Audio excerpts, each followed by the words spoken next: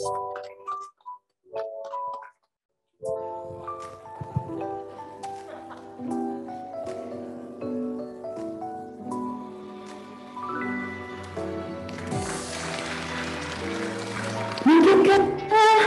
di suatu masa depan dirimu akan merasa ingin kembali dan mengulang ke masa lalu di saat kau memilih kan kemana langkahmu, sejati tujuanmu, ataukah dirimu yang sekarang di dalam hasrat dan mimpi meniti hidup dan cinta. Kebahagiaan tak hanya tentang harta, tapi tentang dirimu, hasratmu dan mimpimu.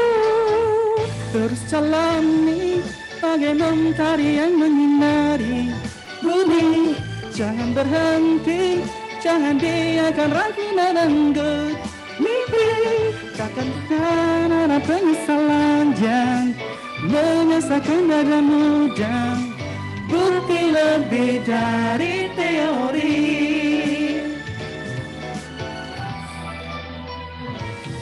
Bukankah selalu kau yakini bersama kesulitanmu ada kemudahan yang pasti? Meski orang coba jadikanmu beban, namun kau lebih tahu keputusan milikmu. Terus jalani bagai mentari yang menyinari bumi. Jangan berhenti, jangan biarkan ragu merenggut mimpi. Maka takkan ada penyesalan yang menyesatkan dadamu, dan bukti lebih dari teori.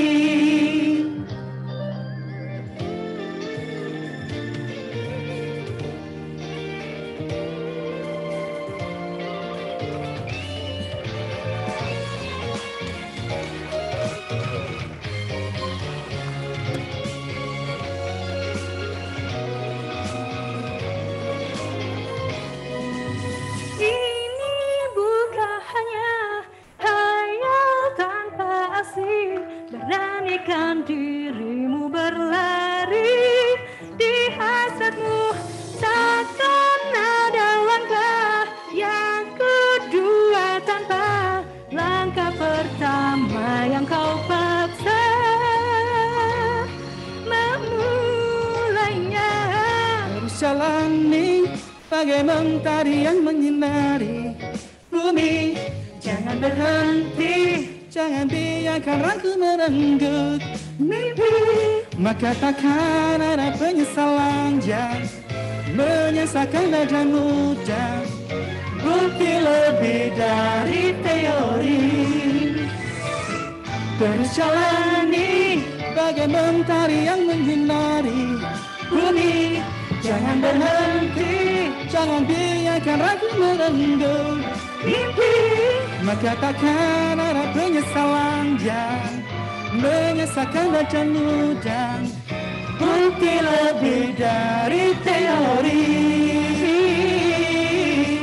Hasil lebih dari teori. Bukti lebih dari teori.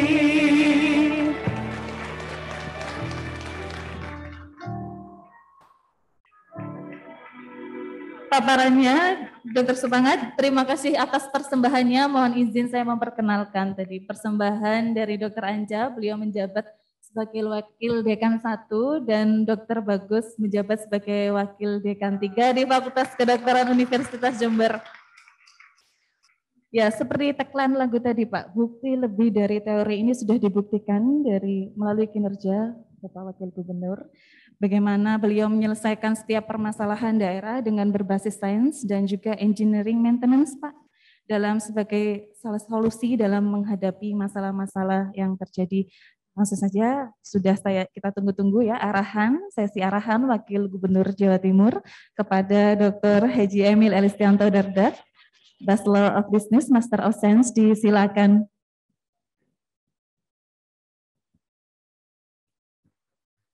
Terima kasih moderator kita, Dokter. Assalamualaikum warahmatullahi wabarakatuh. Waalaikumsalam warahmatullahi wabarakatuh. Selamat pagi, salam sejahtera untuk kita semua. Yang kami hormati Bapak Rektor Universitas Jember yang berada di Stuttgart ya, bersama Pak Wakil Rektor di sana, Bapak Dr. Insinyur Iwan Taruna. Yang kami hormati Wakil Bupati Jember, PH Muhammad Firjaun Barlaman, Balia Firjaun Barlaman. Yang kami hormati Pak Warek 3, Bapak Profesor Dr. Andes Bambang Kuswandi, PhD, Pak Dekan, Pak Supangat, Dekan Fakultas Kedokteran, segenap wakil dekan yang ternyata punya bakat terpendam, dan juga tentunya para senior, faculty member, Civitas Akademika dari FK UNED, dan hadirin sekalian yang saya banggakan. Saya senang sekali tiba di sini.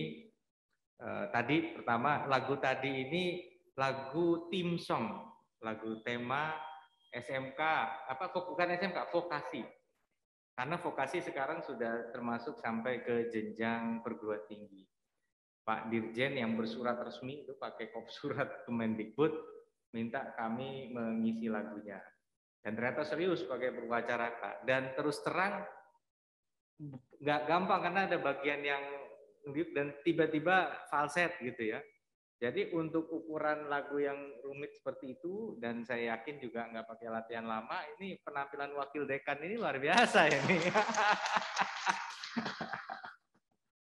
Saya tidak lip service lah, ya artinya untuk nyanyi live dan ini itu not bad, itu luar biasa. Jadi bolehlah ini punya bakat ini untuk ditampilkan pada kesempatan-kesempatan berikutnya. Di tingkat provinsi nanti ada FK Idol ya. Baik, yang kedua saya juga salut ya tiba di sini tadi Pak Dekan. Ini mungkin jarang sekali ada yang spot terkait itu. Ada punya passion, punya antusiasme terkait science based policy. Dan memang dalam bahasa-bahasa politik ini kadang-kadang hal seperti ini sulit untuk kemudian disampaikan kepada publik gitu. Tapi saya bertekad bahwa memang sebagai seseorang yang ditempa di lingkungan akademik, bukan kemudian untuk berteori, tapi untuk membuktikan sebuah teori secara tepat dengan konteks yang dihadapi di lapangan. Jadi tadi cerita tentang longsor tadi betul, itu 3 minggu sebelum mulai masa kampanye. 3 atau, dan tahu sendiri saya waktu itu serangan-serangan yang dilakukan adalah tidak bertanggung jawab, mau meninggalkan tugas dari kabupaten dan segalanya. Jadi tepat banget kejadiannya dengan alasan kenapa jangan pilih saya. Karena itu tadi, tuh lihat tuh, dia tinggalin tuh. Kan saya harus cuti kan, harus cuti dari bupati, tapi saya harus kemudian akhirnya ikut kampanye, jadi nggak bisa ngurusin longsor pastinya kalau itu. Nah, tetapi sebenarnya kampanye tidak kampanye, longsor itu harus kita beresin. Nah, jadi sebenarnya itu bukan longsor pertama kali terjadi, tapi skalanya itu benar-benar kayak gunung ambruk betul, bukan longsor biasa. Itu dilihat dari atas gitu, dilihat langsung memang mengerikan. Dan waktu itu saya tanya ke kepala dinas, mereka jawab ya ini mungkin butuh 3-4 bulan untuk clearing. Dan bicaranya sudah bukan clearing Pak, bangun jalan baru di atas longsoran itu. Tapi saya kemudian percaya sama seperti di kedokteran kita mendengar istilah second opinion di dalam kedokteran. Saya cari second opinion, saya panggil geologis. Dan memang tidak gampang, karena kalau kita sembarangan kerjakan, clearing bisa terjadi longsoran lagi. Tapi mereka menyampaikan belum tentu juga ini tidak bisa dibersihkan. Karena sebenarnya instability ya, labilnya lereng itu energinya sudah lepas pada saat longsor itu terjadi.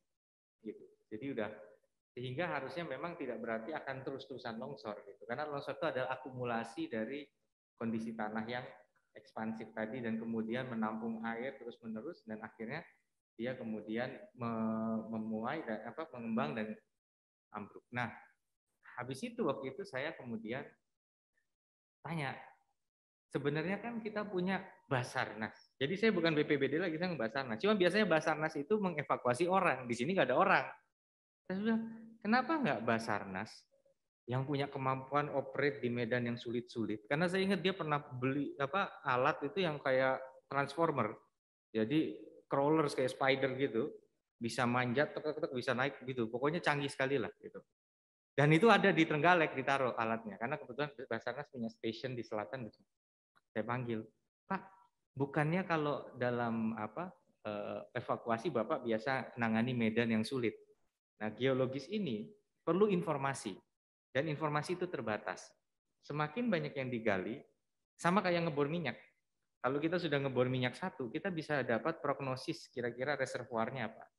Dibor lagi, maka ada angle 2 nih, dia bisa kemudian melakukan simulasi proyeksi. Ya, idealnya 3, kemudian dia dapat 1. Sudah tutup lah segitiga itu bisa memprediksi apa yang ada di dalamnya. Sama dengan ini. Nah, pada saat saya kemudian bawa alat berat Basarnas 1, wah di media sosial saya diejek. Ini kapan selesainya? Gali dengan 1, terjunkan dong banyak alat. Loh, nggak bisa begitu. Kita kan tujuan kita bukan membersihkan, tapi mencari data. Jadi digali untuk kira-kira menebak kondisi longsorannya. Geologisnya standby. Nah, Basarnas bilang dia pasang bendera-bendera. Kalau bendera itu goyang sedikit, artinya itu rawan atau stop, evacuate.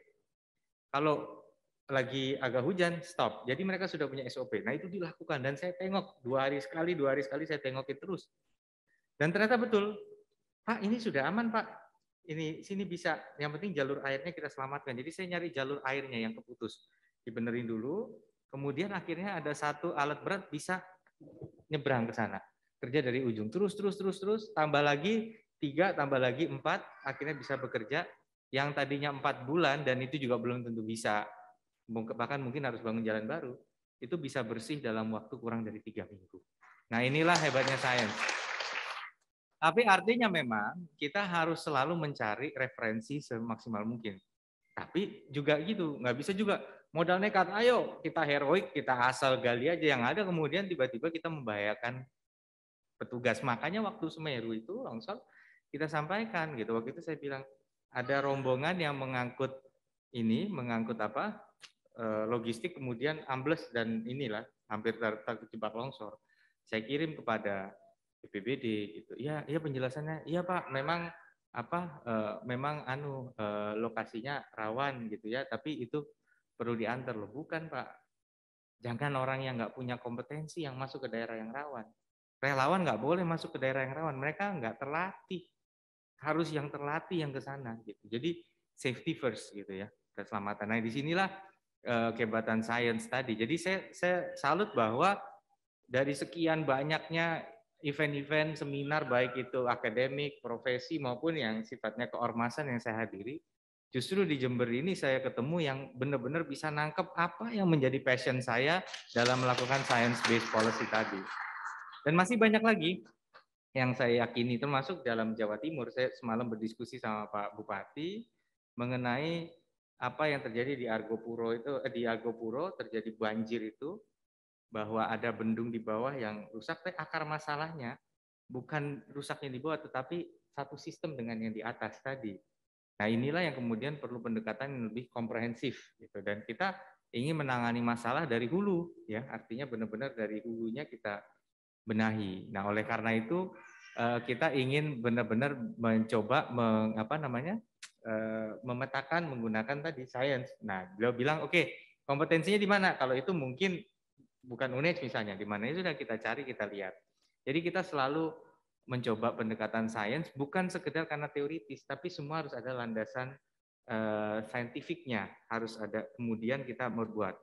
Nah hari ini, tadi Bapak dikenalkan ya, saya ini doktor umur 22 tahun, pernah di Oxford, apa segala macam, oke lah, dengan kredensial akademik yang ya tidak bukan lah, saya nggak berani ngomong excellent, tapi Tapi kredensial akademik yang ya bolehlah dibacakan gitu ya, maksudnya. Tapi justru baru di UNED ini saya ketemu istilah agromedis. Jadi UNED berhasil ngajari saya sebuah istilah baru gitu. Artinya ini hebatnya gitu ya.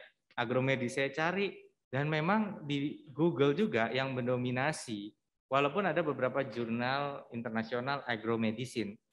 Tapi itu pun belum banyak gitu. Jadi agromedis ini memang satu field of study yang sangat baru dan menurut saya sangat potensial. Kita mengenal sport medicine ada kan ya. Nah, ini mungkin masuk ke rumputnya occupational health. Ya, health yang berkaitan dengan occupation, berkaitan dengan profesi. Dan memang keseharian seseorang profesi sangat menentukan juga kemudian kesehatannya. Dan tadi saya cermati ada agrofit, agrofood tadi, kemudian ya ada, jadi dimulai dari bagaimana physical fitness-nya, kemudian pilihan nutrisinya, kemudian macam-macam ya, sampai tadi fleet untuk agromedicine, mobile agromedicine. Ini yang saya rasa menarik ya. Di Jawa Timur, coba lanjut slide berikutnya.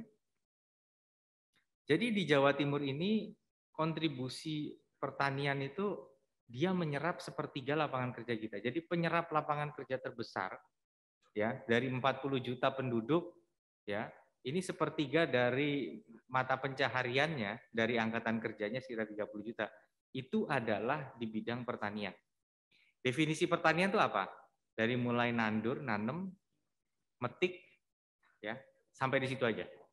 Nah, pada saat yang dipetik ini diolah, misalnya mohon maaf tembakau diolah, tebu diolah, itu masuknya bukan pertanian tapi industri. Tapi industri yang tidak bisa lepas dari pertaniannya. Jadi kontribusi pertanian secara ekonomi kurang lebih 10%, 11%. Tapi industri menyumbang terbesar di Jawa Timur, 30%. Jadi ini besar sekali. Dan di Indonesia, Jawa Timur adalah penyumbang ekonomi terbesar kedua setelah DKI Jakarta. Jadi besar sekali. Kedua setelah DKI. Kita menyumbang 1/6 dari perekonomian Indonesia.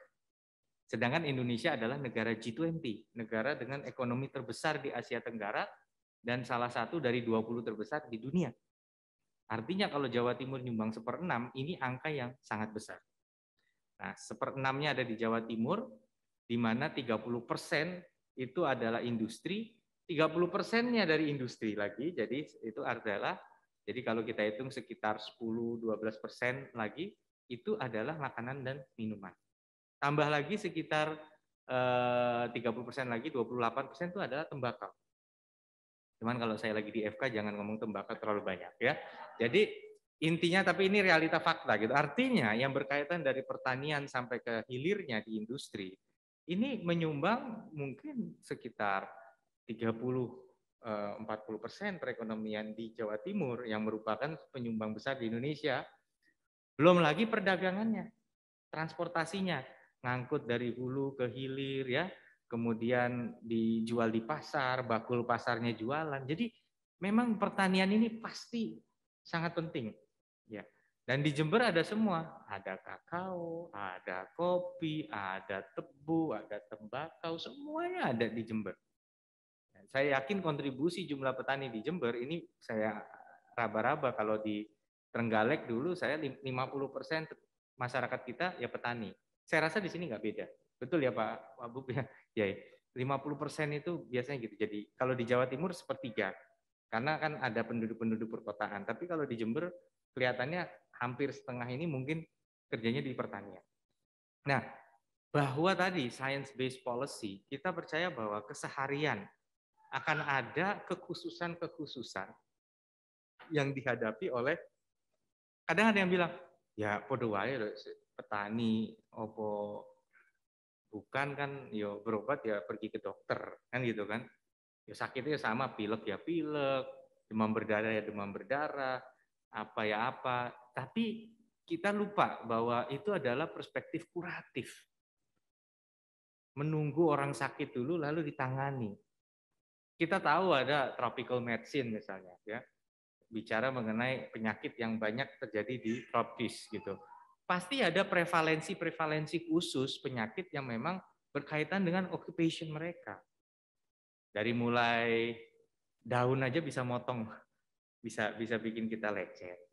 Exposure terhadap saprodi, ya, exposure terhadap sunlight yang berlebihan, bulan-bulan di mana mereka turun dan bagaimana prevalensinya. Itu banyak sekali yang secara empirik kita bisa mencoba membuktikan ada tidak sebenarnya korelasi atau bahkan kausalitas. Ya, karena korelasi kan beda dengan kausalitas ya. Gitu. Ada kausalitas tidak antara pola hidup seorang petani dengan kerentanan dia terhadap penyakit tertentu. Dan data ini bisa kita lakukan juga bukan statik, tapi ngelihat itu misalnya, oke, orang-orang yang usianya sudah di atas 50-an, itu kemungkinan kalau profesinya petani dengan yang tidak, ada sesuatu yang beda yang bisa kita cermati. Sehingga kita sudah bisa memprediksi nih pas dia umur 40, supaya dia nanti nggak sakit, dia mesti gimana, gitu kan? Kira-kira. Nah inilah makanya tadi kita lihat sebaran pekerjaan mayoritasnya 15% dan 5% diantara. Saya yakin sebenarnya angka ini jauh lebih luas ini, nggak mungkin cuma 15% itu tadi sebaran pekerjaan, 13% pelajar, ya mungkin ini karena banyak mahasiswanya di Jember. Tapi sebenarnya 50 biasanya setengah dari ininya adalah pekerja pertanian, ya. Lanjut.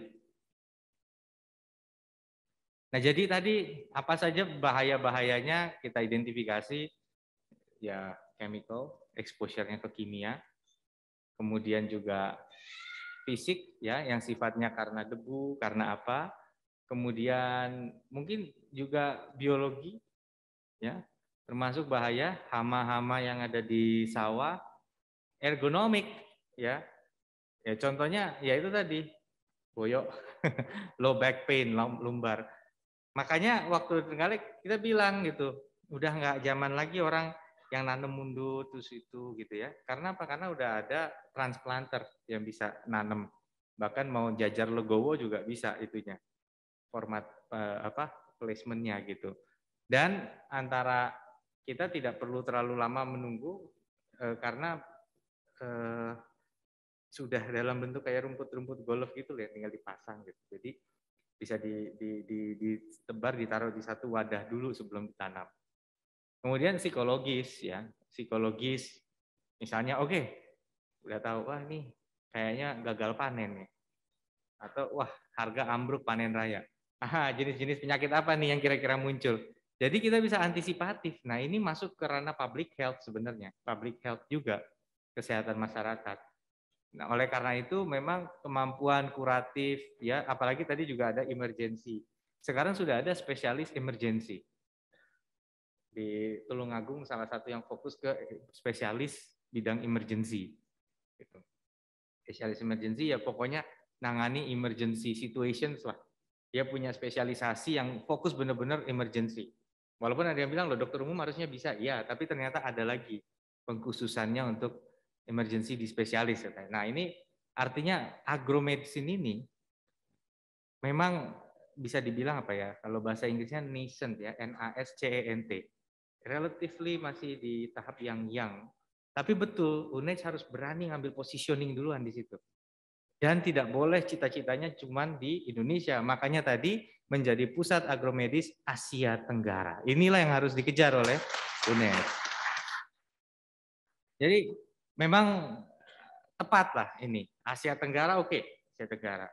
Begitu sudah mantap di Asia Tenggara, bahkan jurnal-jurnal beri kesempatan kepada researcher dari luar. Jurnalnya jurnal internasional, sudah ada belum sekarang di sini? Nah, harus langsung jurnal internasional. Berjuang udah gimana caranya, lobby dari kampus mana ikut menjadi board of reviewer gitu, peer review jurnal masuk ke dalam editor.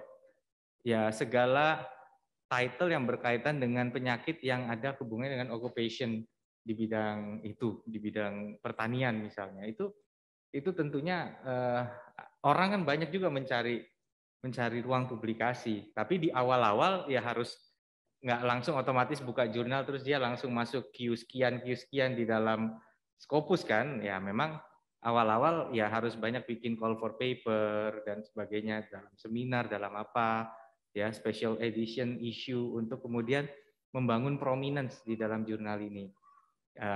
Ini yang saya rasa penting. Memang nggak mudah, tapi harus melangkah ke sana.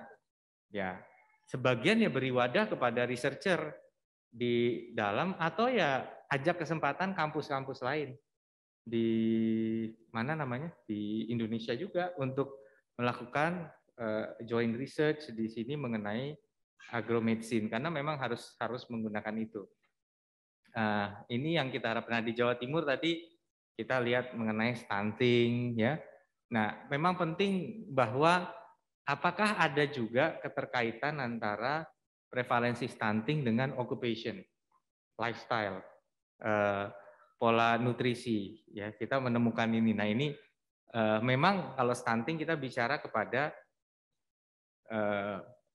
anak kecil yang sebenarnya nggak pergi ke sawah, tapi kenyataannya stunting itu terjadi mulai dari hamilan. Dan kadang-kadang yang ke sawah bukan cuma bapaknya, ibunya juga. Artinya when we talk about, kalau kita bicara mengenai pekerja jenis kelamin perempuan di sektor pertanian, ada nggak kemudian sambungannya dengan stunting? Lanjut lagi dengan AKI, ya, dengan AKI, angka kematian ibu, apakah ada keterkaitan dengan lifestyle, dengan occupational hazard namanya, ya, potensi kecelakaan di tempat kerja, ya. Nah, ini memang kemarin 487, karena ada COVID jadi 1280. COVID bisa men-trigger terutama di ibu hamil. Nah, ini memang bahayanya. Lanjut.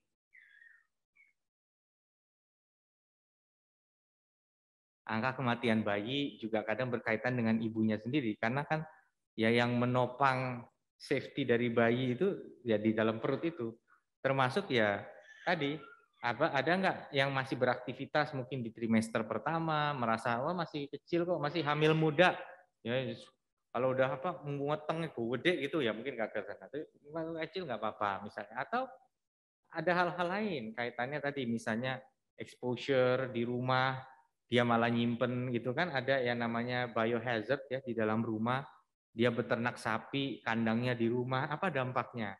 Dia terekspos sehari-hari ke situ, dapurnya, sterilnya dapurnya, sanitasinya, jadi banyak sekali. Nah, makanya saya senang sekali bahwa memang ini harus holistik, bukan kuratif, tapi preventif itu terintegrasi jadi satu.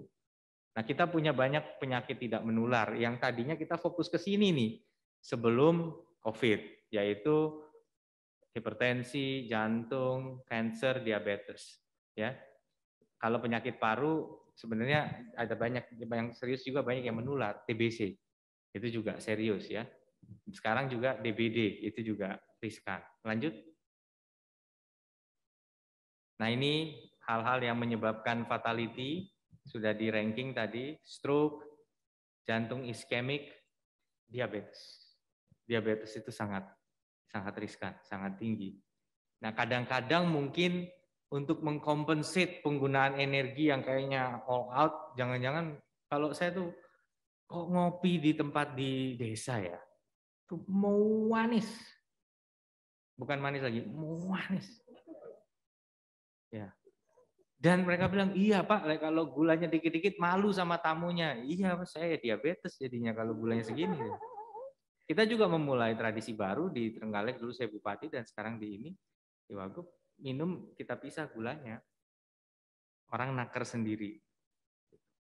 Ya karena memang sebenarnya juga eksesif gula itu bahaya gitu, riskan gitu ya.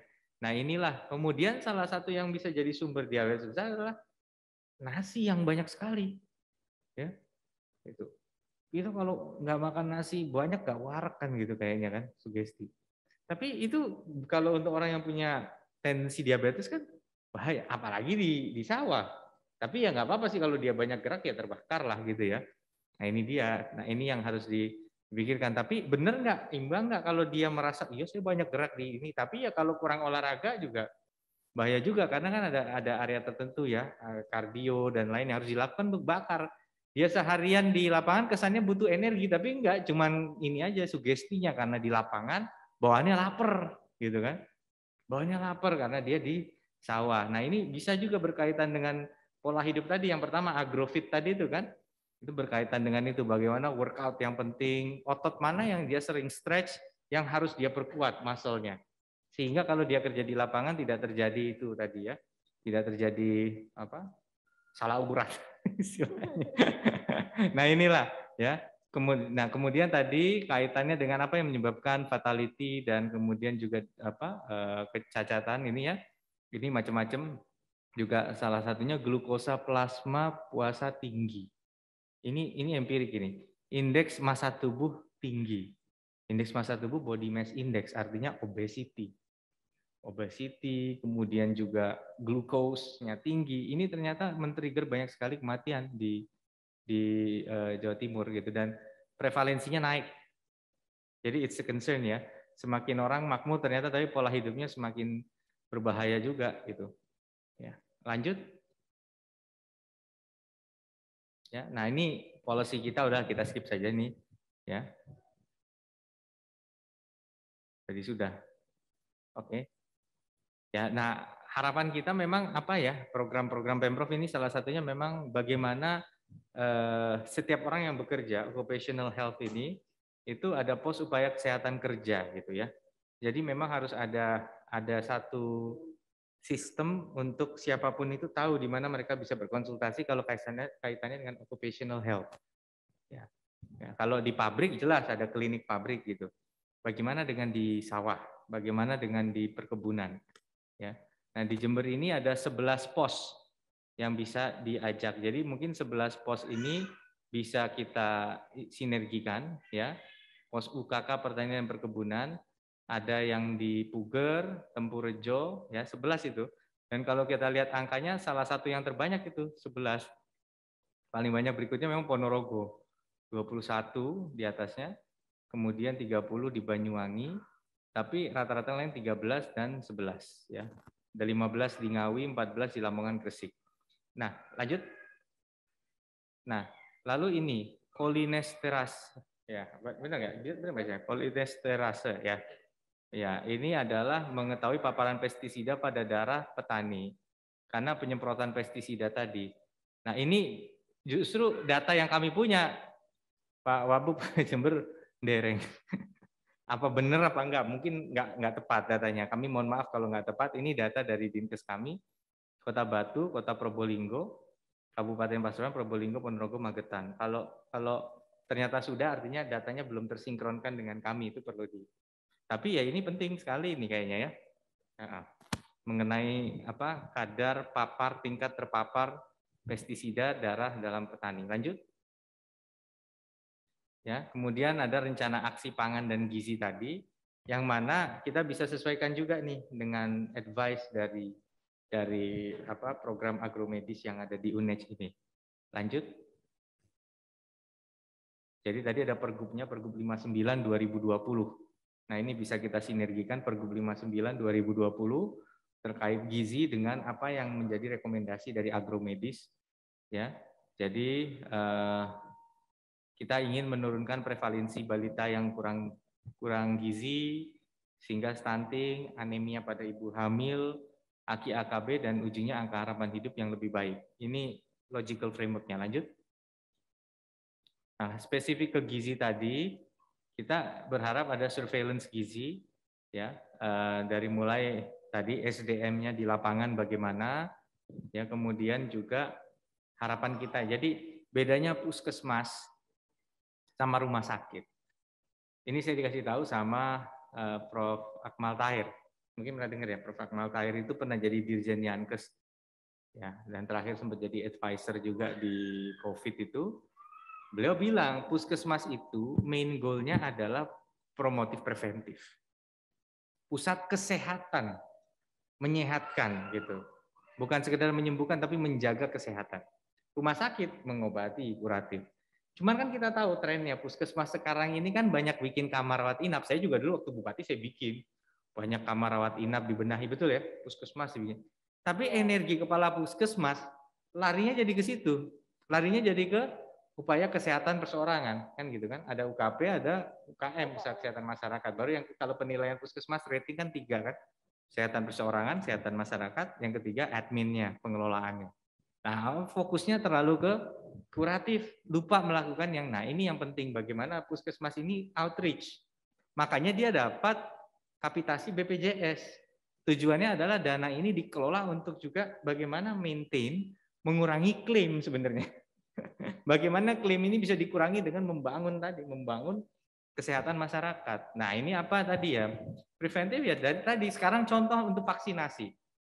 Tantangan terbesar di lansia, salah satunya nih mereka nervous. Jangan-jangan saya punya komorbid. Jangan-jangan saya ada penyakit yang selama ini saya nggak tahu. Nanti divaksin saya kenapa-napa. Nah, maka saya sempat mengusulkan pendekatan yang paling penting itu adalah membangun kesadaran, memeriksakan kesehatan dulu. Jangan ditakut-takuti dengan vaksin dulu. Yang penting kita sadar, oke, saya punya penyakit apa. Dan semua penyakit sebenarnya mayoritas itu bisa kemudian dilakukan mitigasi sebelum divaksin. Ya, apakah yang asma, apakah yang hipertensi, itu ada precaution-nya sebelum dia bisa divaksin. Nah, tetapi mereka akan punya kenyamanan kalau minimal udah tahu, saya ini punya penyakit komorbid bawaan apa. Nah, saya rasa lanjut, kayaknya udah materinya sudah ini ya, lanjut. Ini sudah penting, lanjut. Ya. Lanjut lagi sudah kayaknya.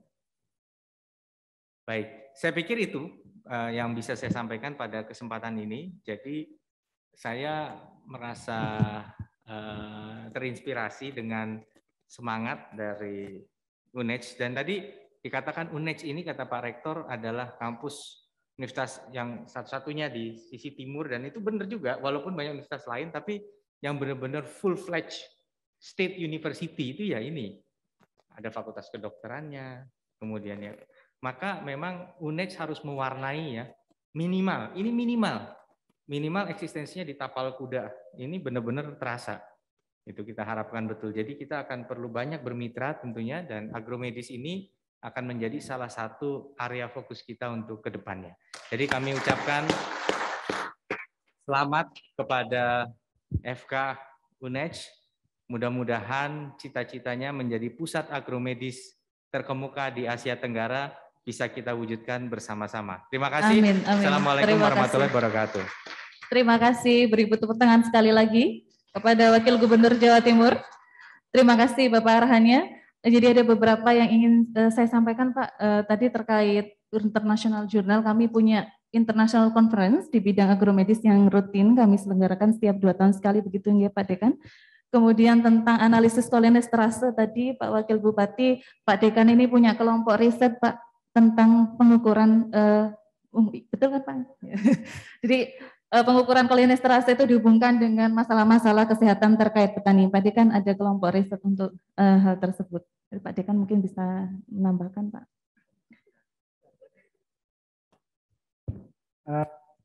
Aku mohon izin, salah satu yang kita kembangkan adalah namanya panah. Itu menarik karena tadi 3 masalah utama kesehatan saja itu kaitan dengan exposure pestisida itu sangat tinggi. Jadi misalnya tadi catatan begitu, tadi sampaikan bahwa Bondowoso dan Brebes di mana pertanian tinggi sekali, itu angka lahir cacat itu 2 kali lipat dibandingkan angka nasional. Dan kalau sudah lahir cacat, mau ditolong di rumah sakit sebagus apapun, saya punya gambarnya nanti bisa ditampilkan itu bagaimana bayi-bayi yang lahir cacat itu kemudian tidak akan tertolong begitu. Sehingga ini menjadi tadi bahwa science based tadi mendapat sisi lain harus disentuh, hulunya harus ditangani dulu sebelum kemudian dibawa terus oleh ambulan, bahkan oleh helikopter ke rumah sakit, tapi lahir sudah nggak bagus begitu. Termasuk Nyon Sewu tadi terkait dengan hamil tadi Pak Emi, jadi hasilnya adalah bahwa exposure pestisida itu tidak hanya saat hamil, bahkan suaminya setahun sebelum hubungan suami istri itu, kalau dia mengandung pestisida, itu akan terpengaruh pada bayi yang dilahirkan. Itu dibuktikan di Carolina ya, dan itu luar biasa dipublish di sana, dan makanya kita buru-buru. Kita kalau ditanya orang sudah ngapain sih FK begitu, ya kita memang belum ngapa-ngapain banyak, tetapi belajar dari Mahatma Gandhi ketika melawan Inggris. Dia nggak punya gudang garam, hanya bagian garam genggam tanah dibawa jalan ribuan kilometer begitu dan berhasil melawan Inggris. Maka kami buru-buru nih, jangan lama-lama kasihan petani begitu. segera aja, meskipun kita belum melakukan banyak, tapi temuan awal kita menunjukkan bahwa petani sangat berisiko kesehatan, kita harus segera sounding kemana-mana. Saya bersurat PD bersurat ke Pak Emil, saya mau presentasi ini agromedicine. Mudah-mudahan hari ini kita mendapatkan angin yang luar biasa, dan terima kasih Pak Emil atas support yang luar biasa, dan Pak Wabud, mudah-mudahan Jember menjadi akan leading masuk ketika kampanye. Selesai. Mudah-mudahan agromedicine menjadi pintu selesainya itu. Terima kasih. Amin. Terima kasih. Menyambung Pak dari Bapak Dekan tadi. Jadi dari hasil penelitian mungkin belum berbuat banyak, tapi sebenarnya kita bergerak terus untuk itu. Jadi apakah ada platform Pak memfasilitasi? Jadi kami kan Tridharma ya sebagai akademisi, baik pengabdian, penelitian itu kami publikasikan. Tapi publikasikan itu kan ke artikel ilmiah, otomatis yang mengakses itu kan ya kalau ada dosen, mahasiswa begitu Pak. Padahal di situ mengandung informasi yang penting bagi masyarakat di sektor agrikultur. Jadi mungkin apakah ada platform yang bagaimana kita bisa mendiseminasikan hasil penelitian yang empirik tadi, ya base science tadi, tapi dia bisa diakses oleh masyarakat luas, sehingga informasi itu sampai, sehingga bisa meningkatkan self awareness, jadi kewaspadaan diri terhadap masalah kesehatan yang mungkin atau bisa terjadi akibat aktivitas di sektor pertanian utamanya, itu bisa meningkat gitu Pak. Apakah ada platform atau memang sebenarnya sudah ada platform namun panas berapa hari Mbak Mbak Nada? Baik, sebenarnya tugas untuk upaya kesehatan masyarakat atau outreach itu kan di Dinas Kesehatan. Garda terdepannya ya puskesmas tadi itu, kemudian puskesmas dikoordinasi oleh Kepala Dinas Kesehatan di masing-masing kabupaten kota, provinsi mengkoordinasikan kerja dari dinas-dinas kesehatan tersebut. Kanalnya tadi ada puskesmas melakukan outreach ke masing-masing, apakah melalui posyandu atau melalui balai kecamatan, bahkan hingga ke balai desa. Pemprov sudah mendorong sejak era Pak D dan kita pertahankan itu program Ponkesdes. Ponkesdes, perawat Ponkesdes. Jadi setiap Ponkesdes ada satu perawat. Setiap desa minimal satu perawat, kita patungan, kita subsidi daerah itu, jadi nggak harus mengeluarkan seluruh biaya untuk gajinya karena Pemprov ikut menggaji. Jadi tapi kita patungan gitu. Nah, ini sebenarnya garda terdepan ini yang bisa kita di daerah-daerah sentra-sentra pertanian itu mereka bisa dibekali dengan apa yang kira-kira perlu disampaikan kepada masyarakat sana. Nah, materi-materinya ini bisa kita susun. Mungkin kerjasamanya adalah kita membuat susunan materi yang kemudian bisa digunakan oleh para perawat Ponkesdes ini.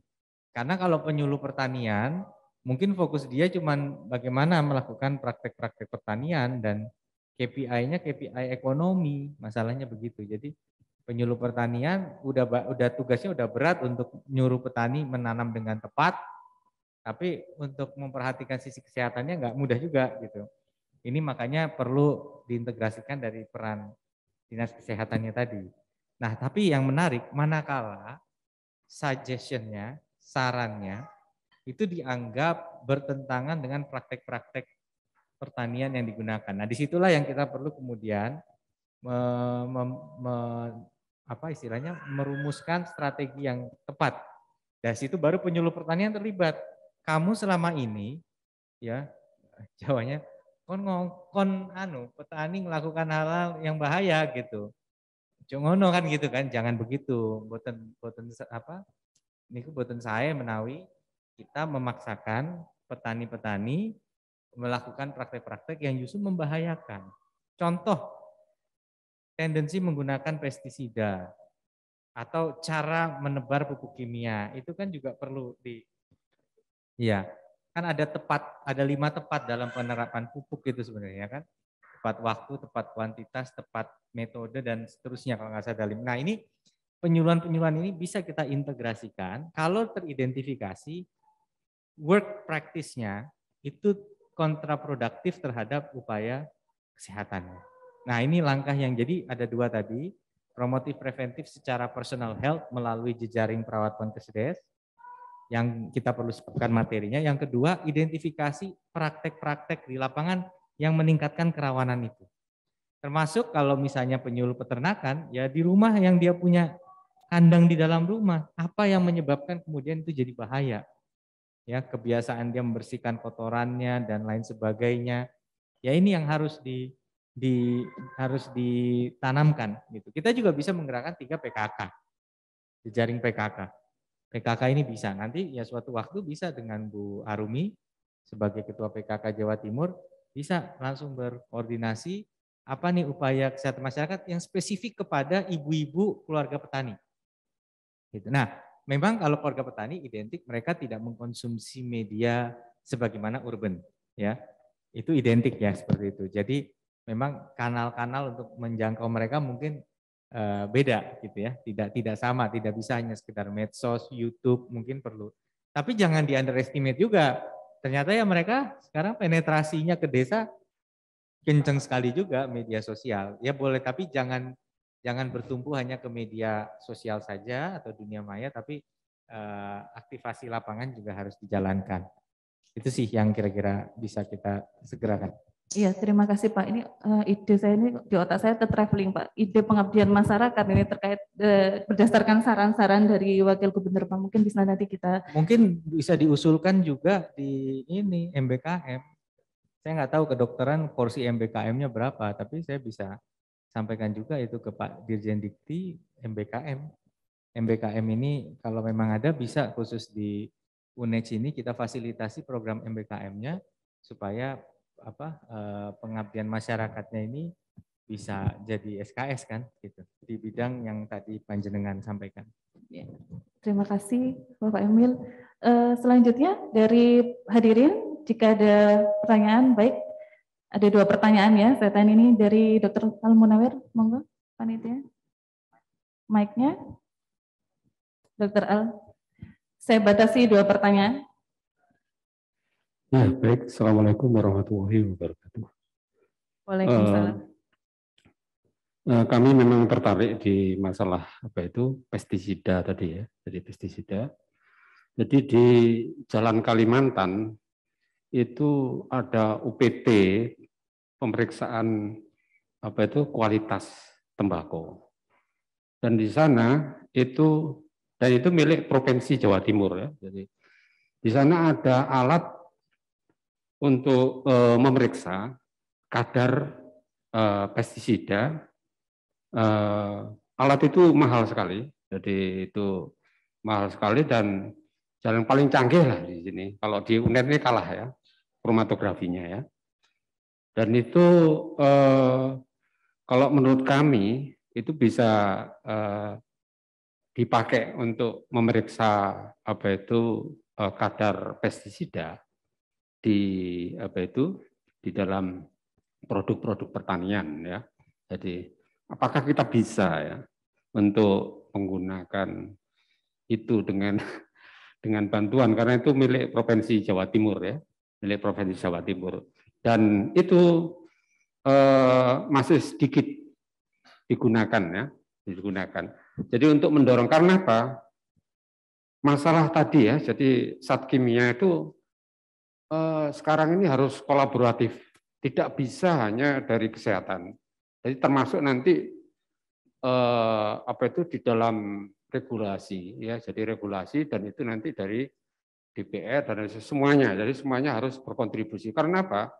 Kalau kita perhatikan ya, jadi toko-toko pertanian ya yang ada itu tidak aman semua ya. Tidak aman terutama bagi pekerja di situ yang menjaga. Karena apa? Kalau sudah batuk-batuk, sakit-sakitan, mesti ganti baru lagi.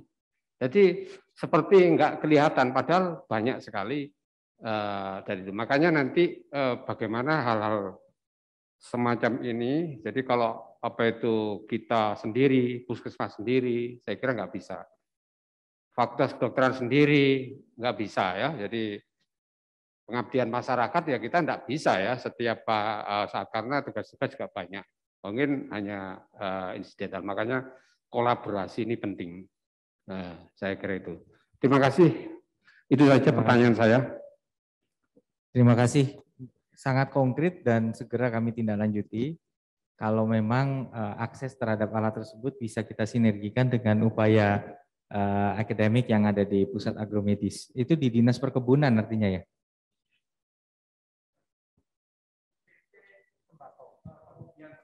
Iya, UPT pengujian tembakau biasanya dinasnya perkebunan mungkin di Oke. Pemprov-nya. Di Jalan Kalimantan. Nanti kami cek, segera kami langsung komunikasi dengan UNEX. Terima kasih. Ya. Terima kasih. Selanjutnya tadi ada Dr. Pulong, Dok, monggo.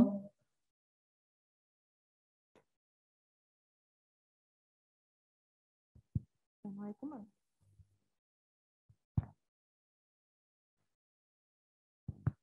Assalamualaikum warahmatullahi wabarakatuh. Mohon izin memperkenalkan diri, Bapak. Saya Pulang Wijang Peralampitta. Sebetulnya tidak bertanya, tetapi lebih ke curhat. Karena kebetulan saya bersama senior-senior saya yang bergerak di agromedis. Luar biasa sekali. Luar biasa sekali dari presentasi Bapak Wagub yang sudah belajar sekali tentang agromedis. Wah, luar biasa sekali. Mahasiswa saya harus meniru ini, Pak. Belum, saya baru belajar di sini. Wah, dari... apalagi baru belajar di sini. Sudah bisa memaparkan agromedis dengan sebegitu hebatnya. Mahasiswa saya PR-nya luar biasa ya. Adik-adik ditiru Bapak Wagub kita yang luar biasa. Jadi kebetulan sejak mulai dari 2018, roda agromedis mulai berputar dengan aktif. Sejak saat itu di tahun 2018 pula untuk mengatasi masalah kesehatan petani, utamanya masih yang di Jember ya Pak. Di 2018 program kami 2018-19 program kami di Jember, masuk 2020 seharusnya masuk ke Jawa Timur dan 2021 Indonesia. Tapi karena ada pandemi, kita terpending beberapa tahun baru mau masuk ke Jawa Timur saat ini. Terima kasih Bapak.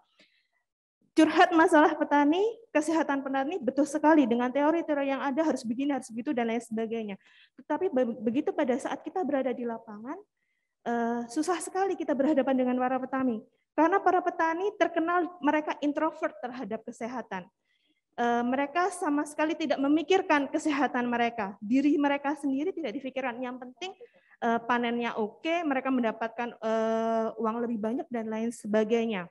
Pada saat saya masuk ke beberapa kecamatan dengan salah satunya Mbak Desa Binaan di beberapa wilayah di Kabupaten Jember ini, meskipun saya sudah bekerja sama dengan pihak dari Dinas Kesehatan, bekerja sama dengan teman-teman dari Puskesmas, turun langsung bersama dengan perangkat desa dari Gapoktan dan lain sebagainya, antusiasme petani di Kabupaten Jember ini sangat kurang sekali terhadap kesehatan.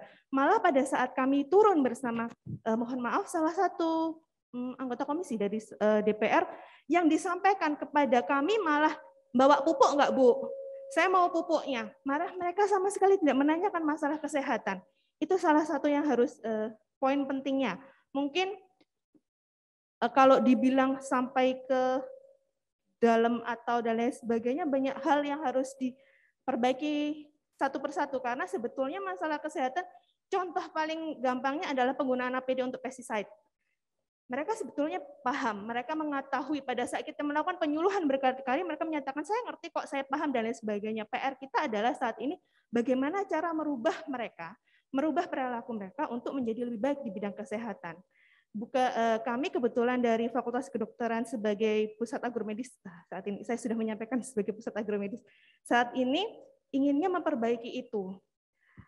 Kami meskipun melakukan pengabdian masyarakat beribu kali, kalau tidak ada dukungan dari pemerintah daerah, pemerintah provinsi atau pemerintah nasional juga kami hanya berjalan di tempat. Oleh karena itu mohon dukungan dan bantuan dan bimbingan dari Bapak Wakil Gubernur, Bapak Bupati, dan mungkin dari pihak-pihak atau stakeholders yang lain untuk dapat bersama-sama menyehatkan petani kita. Kemudian terkait stunting, terkait AKI, AKB yang tinggi sekali di wilayah Jember, memang betul sudah disampaikan oleh Bapak Dekan, kita harus main di hulu. Sudah bukan waktunya lagi kita main di kuratif lagi, atau malah di hilir. Berbagai policy, berbagai kebijakannya sudah ada, memang ada yang sudah nyerempet di hulu. Akan tapi seperti tadi, pemberian nutrisi pada ibu hamil dan lain sebagainya, disampaikan pada data ketahanan pangan kita yang tidak baik secara kualitas dan safety. Negara Indonesia berada di peringkat ke-95 dari 113 negara yang ada. Safety kita tidak baik. Kita berkaca dari negara lain, setiap pangan mereka ada sertifikasinya. warung-warung makan mereka ada insurance dan juga sertifikasinya, tetapi apa yang kita makan, apa yang kita konsumsikan kepada ibu-ibu hamil kita, kepada balita-balita kita masih belum safety. Agromedis memang terlihatnya hanya bekerja di untuk kesehatan petani saja, tapi kita tembaknya bukan hanya kesehatan petani, mulai dari petani atau workers-nya, family-nya, dan juga consumersnya. Karena begitu para petani yang ada di hulu mereka bermain agrochemical, karena bukan hanya Pak petani ya, Pak nelayan, kemudian yang bekerja di perkebunan dan lain sebagainya. Mereka bermain agrochemical, residu akan tetap ada sampai beberapa tahun ke depan dan itu yang akan dikonsumsi oleh semua orang, bahkan yang ada di urban sekalipun, bukan hanya di rural. Memang saya berkali-kali pada saat berdiskusi dengan Pak Dekan, ini masalah sensitif, masalah pembatasan terkait agrochemical ini adalah masalah sensitif, karena memang paling utamanya untuk prevensi adalah mengeliminasi segalanya. Paling ideal untuk kesehatan kita eliminasi pestisidanya, kita eliminasi agrochemicalnya. Tapi kan akan susah, bisa didemo oleh petani dari seluruh dunia kita. Karena kalau tidak dikasih pestisida, mereka gagal panen dan lain sebagainya. APD adalah berada di level bawah. Oleh karena itu butuh regulasi dan juga butuh policy, mungkin Bapak ya. Karena kita ngomongnya science-based policy, mohon untuk kebijakan dari bapak-bapak pejabat terkait jangan pernah melupakan sektor kesehatan, karena banyak sekali ya itu tadi yang difikirkan ke petani adalah bagaimana panennya menjadi baik, diberikan alat dan lain sebagainya, tapi kesehatan para petaninya selama ini yang kami amati selama ini masih sedikit sekali yang melirik. Jadi mungkin apa ya Pak, curhat dan kami mohon bantuan apabila memang kami dari Fakultas Kedokteran dibutuhkan untuk bergerak bersama dengan Provinsi Jawa Timur dalam menangani kesehatan atau meningkatkan kesehatan petani, insya Allah kami siap sekali. Terima kasih. Wassalamualaikum warahmatullahi wabarakatuh. Ya, mohon arahannya Bapak. Jadi kalau misalnya kerjasama kami harus bagaimana, makanya bagaimana? Satu begini, bahwa ini fakultas kedokteran, jadi scientific ya. Artinya sains itu mutlak kan sebenarnya ya. Jelas karena yang membuktikan adalah laboratorium. Dan tidak ada istilah ceteris paribus di dalam sains selain sama ekonomi bersamaan. Diasumsikan all other things health equal, ya bisa. Tapi kalau sudah natural science termasuk ini ya nggak bisa. Tadi kan ilmunya biologi, fisika, kimia itu yang digunakan kan untuk itu.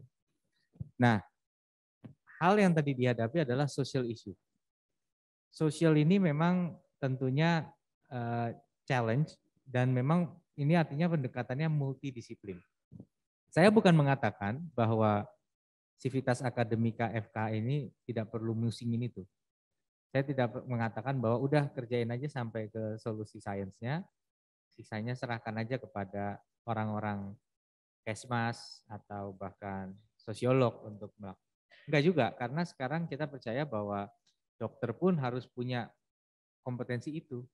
Itu kompetensi yang penting di dalam interacting dengan pasien. Pada saat kita benar-benar ingin tahu kondisi pasien, seringkali kan kita mengandalkan keterangan pasien, nggak selalu dikit-dikit colok lab cari, ini enggak kan, gitu. Bagaimana menjaga sugesti pasien supaya dia tetap semangat diobati, itu kan kita nggak pakai tenaga lain, ya. Dan akhirnya success rate reputasi kita sebagai dokter tergantung di situ juga, gitu. Jadi ini skill yang memang harus dimiliki. Tapi jangan kecewa kalau belum di level yang diharapkan. Karena ini adalah journey, adalah perjalanan. Ya, saya contoh tadi misalnya. Kadar pestisida di dalam darah dari si calon bapak akan mempengaruhi anak. Coba kalau kita sosialisasikan ke perempuan-perempuan single gitu. Kalau mau anaknya pinter nanti calon bapaknya nggak boleh punya ini. Wah udah pasti mereka yang screening sendiri. Mana dulu buktinya baru saya mau nikah gitu. Kan kalau udah kayak begitu pasti nurut laki-lakinya kan. Ah ya gitu. Tapi ini saya hanya ngambil langkah ekstrim bahwa inovasi inilah yang dibutuhkan. Jadi kalau dinas kesehatan itu mau invest dalam bentuk strategi komunikasi dan apa itu penting. Itu memang area kami dan itu PR kami sih terus terang. Jadi harusnya panjenengan yang ngasih masalah kita rumusin bersama-sama. Kami juga nggak bisa duduk diem aja. Nah memang kebayang kalau APD gitu, kebayang sumuknya gitu loh di lapangan. Wong sumuknya pol kan gitu. Tapi ada yang menarik. Masker. Orang udah mulai biasa pakai masker. Jangan-jangan sekarang dia nyemprot pestisida pakai masker minimal itu mengurangi exposure terhirup kan gitu kan. Tinggal ditambah kacamata misalnya supaya nggak masuk ke mata, ya kan? Mungkin nggak pakai face shield yang begitu gitu, mungkin kacamata aja gitu kan. Pakai kacamata Pak, pertama sehat, kedua kelihatan lebih bonafit, nggak mau juga kan nggak apa-apa, wah, ya kan? Gitu. Nah kemudian juga mungkin sarung tangan. Jadi, nah tapi kan solusi ini akan merupakan satu proses yang iteratif ya. Jadi ada back and forth ya, ada diskusi. Karena kalau kita saklek sama kayak engineering di bidang apapun, civil engineering, infrastruktur dan lain, mereka akan selalu ngomong idealnya begini. Dan percaya sama saya, insinyur yang fokus idealnya maunya begini, itulah yang akhirnya karyanya nggak ada yang diterapkan. Karena kita selalu menerapkan memang bukan kompromi artinya kemudian kita mengalahkan kaidah saintifik, tapi bahwa kenyataannya applicability dari sebuah scientific ini prinsipal itu tidak bisa dilepaskan dari kondisi lapangan. Kenapa jalan tol kadang-kadang begini, bisa belok, kenapa apa segala macam itu ya juga kondisi-kondisi lapangan, budget constraint, ketersediaan material yang ada dan lain-lain lah segala macam itu jadi consideration. Jadi memang kompleks variabelnya dan ya inilah yang membuat kenapa kita butuh SDM yang mumpuni secara intelektual dan secara hati untuk berkolaborasi. Saya mau cerita satu hal, saya tahun 2017 dikirim fellowship bersama dengan orang-orang Indonesia lain, ada Pak Exton Salim yang sekarang bosnya Indofood ya, anaknya Pak Anthony, ada juga bos dari Java Comfit, kemudian dia lulusan Imperial College juga, tentang dia pakar di bidang food tech ya kalau nggak salah, atau apa animal farming. Lalu ada Mbak Alisa Wahid yang sekarang jadi ketua PBNU, dan macam-macam dari berbagai elemen, ada yang dari startup IT, ada yang dari private sector, ada yang dari government, salah satunya kolega saya jadi waktu pelampung. Kita dikirim ke MIT, Massachusetts Institute of Technology. Ini UID yang sekarang lagi ramai kerjasama sama MIT, Tsinghua bikin education program di Bali kan, denger kan, yang rame-rame karena Prime Minister Najib Razak nyerang current government karena kalau nggak bisa narik MIT sama Tsinghua ke Malaysia gitu, tapi ke Bali. Walaupun itu sebenarnya bukan degree program, tapi non-degree program. Jadi kita dikirim ke MIT. Saya pikir di sana saya akan diajari bagaimana caranya teknologi yang canggih-canggih waktu itu. Tapi ternyata penekanan mereka bahwa the next generation of innovators akan menghadapi tantangan yang disebut sebagai co-creation. Co-creation artinya innovating together, not innovating alone. Gone are the days, udah lewat masanya, seseorang tuh pintar karena dirinya sendiri. Itu udah biasa. Nah, dia nggak akan bisa kemudian break the glass ceiling ya, atap itu, ya, yang membuat kalau dia tidak bisa berkolaborasi dalam berinovasi. Dan kata kuncinya ada pada komunikasi. Nah, komunikasi ini katanya ada 4 level. Yang pertama namanya downloading. Downloading itu adalah komunikasi yang sifatnya misalnya, oh apa kabar gitu kan, cuacanya cerah ya hari ini ya, it's good weather today gitu kan. Itu sesuatu yang nanti malam juga kita lupa, kita ketemu orang terus kita nyapa. Benar-benar nggak ada meaningnya. Yang kedua itu adalah debating. Pasti ingat karena kita engkel-engkelan. Tapi hasilnya win or lose, menang kalah. Bukan kolaborasi, debating. Nah yang ketiga itu reflektif. Kita diskusi tapi bahas sesuatu yang sudah terjadi. Kita kupas bareng-bareng, kita simpulkan bareng-bareng. Tapi atas sesuatu yang sudah terjadi, jadi jelas di depan mata. Ini yang ditemukan oleh Prof. Di sana, namanya Pak Luhut sangat tertarik juga dengan U-Theory, ya namanya U-Theory. Nah yang paling tinggi levelnya namanya pre-sensing, being present and sensing the future. Kita bisa membahas masa depan sama orang, padahal belum ada tuh barangnya. Tapi kita bisa merancang bersama-sama dan agree bersama-sama. Nah itulah tingkat komunikasi tertinggi yang dibutuhkan. Nah guyonannya kalau misalnya nikah tuh kebalikannya. Pas masih belum nikah, pasti pacaran. Nanti kalau saya udah tua, saya bakal gini sama kamu. Kan gitu kan? Nanti kita ke sana, nanti kalau kita udah punya anak, kalau anak kita nanti udah nikah, kemudian anaknya punya cucu, dan terus pokoknya udah dibayangin di depan kalau belum nikah. Ya.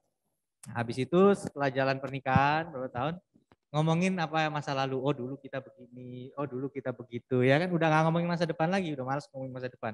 Ya dulu waktu kita masih tinggal di sini, waktu kita masih punya mobilnya yang ini, waktu kita masih belum punya ini, gitu. Itu yang diomongin ke belakang. Makin lama lagi dalam pernikahan, tiap hari engkel-engkelan aja suami istri itu kan. Ada berantem, debat. Ya, sampai tahap yang terakhir, oh ya udah lewat, nggak ngomong sama sekali. Nah ini yang katanya ini salah satu cara menggambarkan gitu ya. Jadi kalau kita berharap komunikasi itu levelnya itu meningkat ya, tapi kalau di pernikahan kadang-kadang levelnya menurun gitu ya.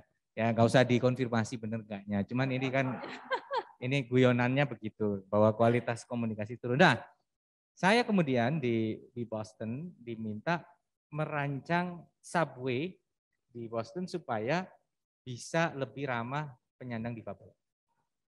Saya pikir ada teknologi-teknologi canggih yang bisa digunakan gitu kan ya, apakah itu artificial intelligence lah, apakah itu macam-macam lah gitu. IT-nya dan sebagainya. Ternyata enggak. Saya dikasih kruk itu loh, tongkat itu kalau orang itu. Nih, pakai jalanlah di sepanjang Boston naik kereta rasain. Ternyata betul setelah saya rasain, saya jadi lebih sensitif.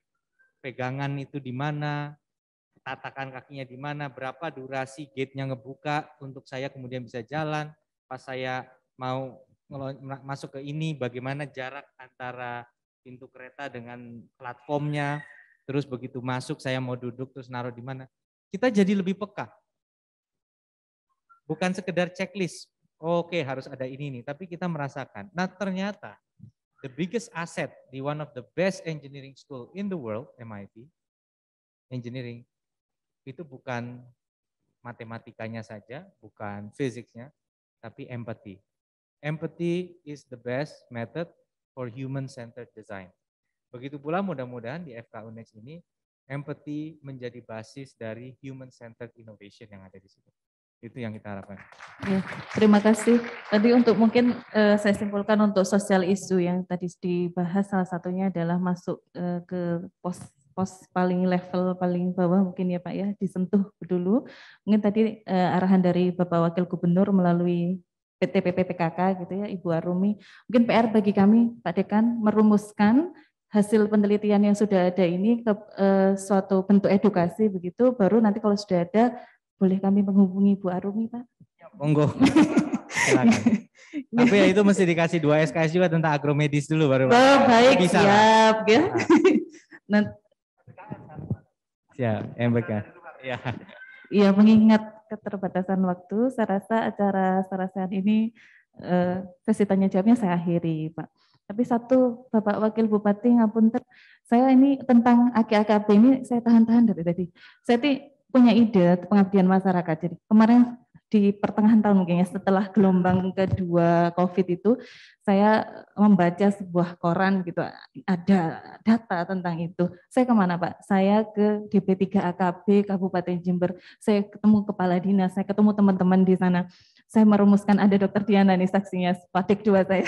Jadi merumuskan, saya membreakdown dulu Pak. Ternyata masalahnya kompleks sekali gitu, dari ekonomi, kultur, pendidikan. Nah ini yang saya akhirnya sama teman-teman beberapa ada ini Pak pembicaraan ya, ada akhirnya program yang kami akan kolaborasikan begitu.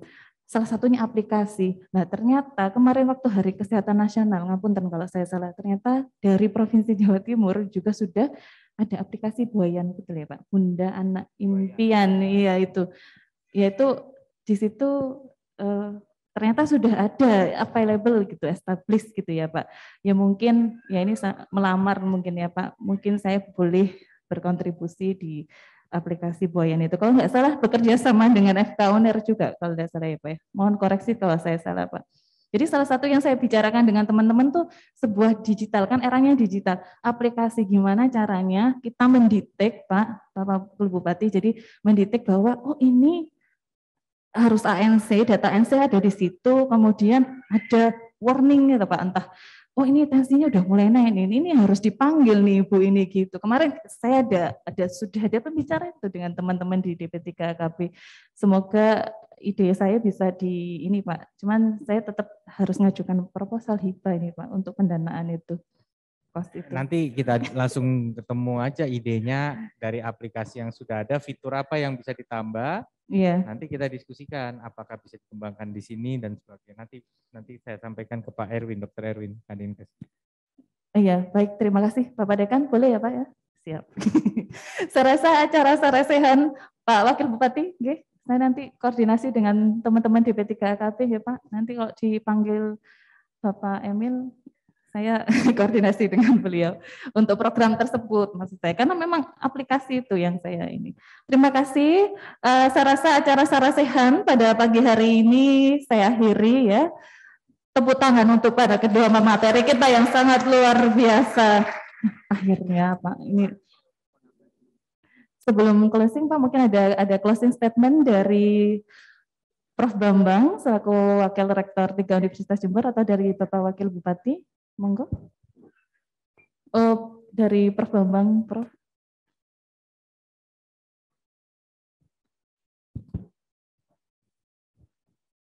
Assalamualaikum warahmatullahi wabarakatuh. Terima kasih Bu Dokter yang sudah memberi waktu ke saya. Yang terhormat dan sama-sama kita banggakan, Wakil Gubernur Jawa Timur, Dr. Ilyas Nondarda dan juga Pak Wabub. Kebetulan yang hadir di sini ini wakil semua, tapi ini hanya kebetulan saja, Pak. Kebetulan rektor kami memang lagi di Jerman seperti tadi, termasuk juga kerjasama kaitannya dengan bidang kesehatan.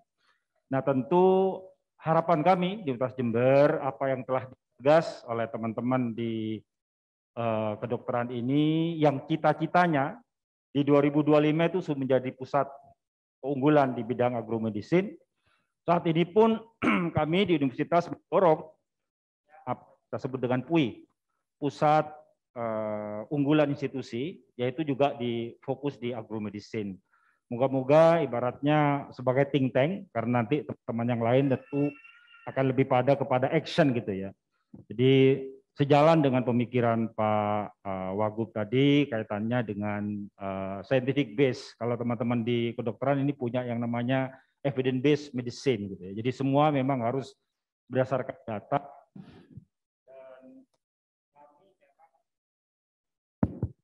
Dan bersyukur sekali karena pada hari ini Pak Wakil Gubernur akhirnya datang ke kami. Nah, moga-moga ini nanti ke depan memperas terutama dalam di pengembangan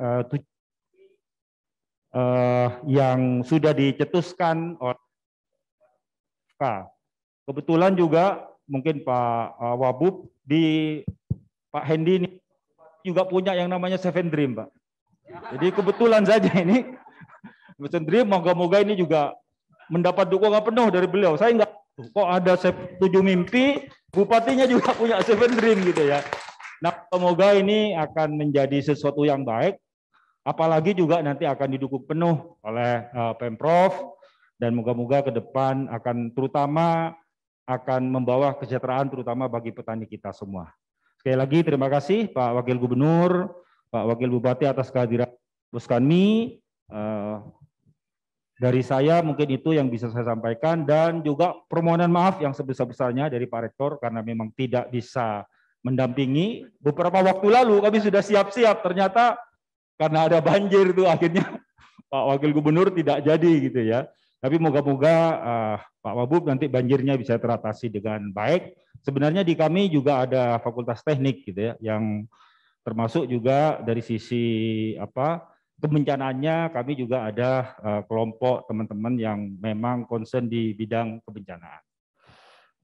Demikian yang bisa saya sampaikan, kurang lebihnya mohon maaf. Saya akhiri. Assalamualaikum warahmatullahi wabarakatuh. Waalaikumsalam warahmatullahi wabarakatuh. Terima kasih Prof. Bambang. Dengan berakhirnya sesi tanya jawab tadi, acara selanjutnya adalah penyerahan cenderamata, Bapak, dari Universitas Jember yang diserahkan kepada Wakil Gubernur Jawa Timur. Cenderamata dari Universitas Jember akan diserahkan oleh Wakil Rektor 3 Universitas Jember.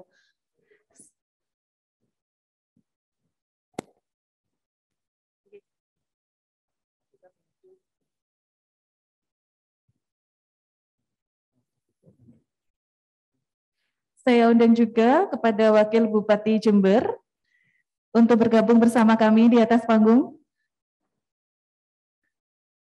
Monggo. Di sebelah Bapak Wakil Jawa Timur.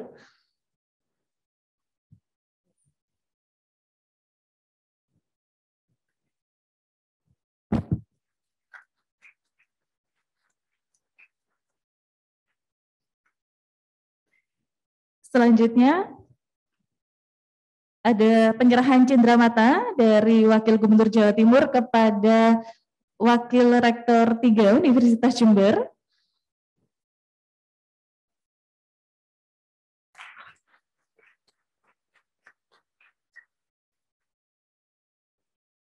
Selanjutnya penyerahan cenderamata dari Fakultas Kedokteran Universitas Jember yang akan diserahkan oleh Dekan Fakultas Kedokteran Universitas Jember kepada Wakil Gubernur Jawa Timur dan Wakil Bupati Jember.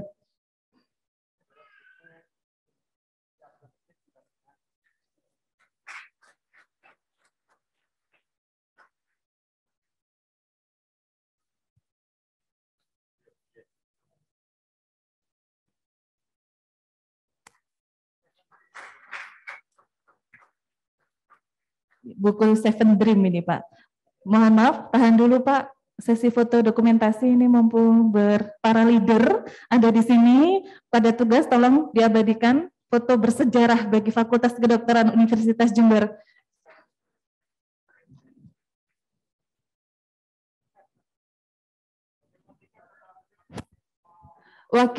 Kami undang Wakil Dekan 1, Wakil Dekan 2, dan Wakil Dekan 3 Fakultas Kedokteran Universitas Jember untuk bergabung di atas panggung untuk sesi foto dokumentasi.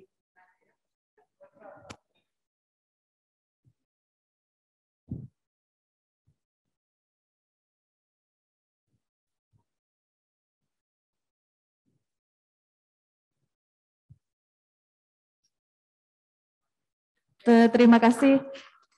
Ya, Bapak Emil, saya boleh punya permintaan satu lagi, Pak. Khusus untuk saya boleh foto selfie dengan Bapak, Pak.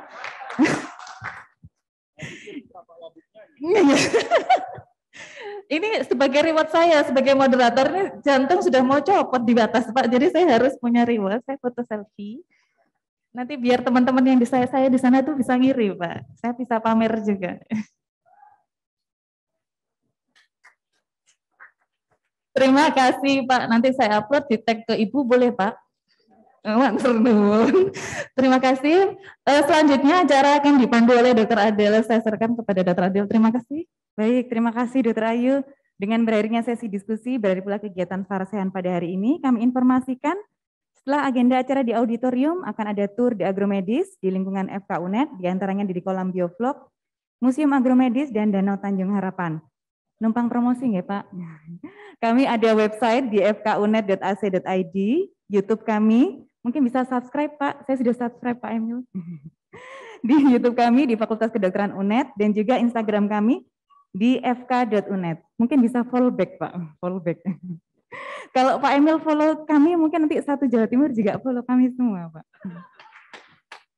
Baik, akhir kata saya mewakili panitia yang bertugas mengucapkan terima kasih atas kehadiran Bapak Wakil Gubernur Jawa Timur, Wakil Bupati Jember, dan Rektor serta Wakil Rektor Universitas Jember, serta Bapak Ibu hadirin sekalian. Ini bukan hanya hayal tanpa aksi, maka terus jalani.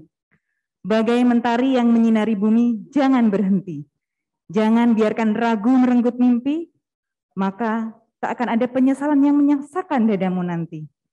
Karena bukti lebih dari teori, karena aksi lebih dari teori. Terima kasih. Wassalamualaikum warahmatullahi wabarakatuh. Salam agromedis.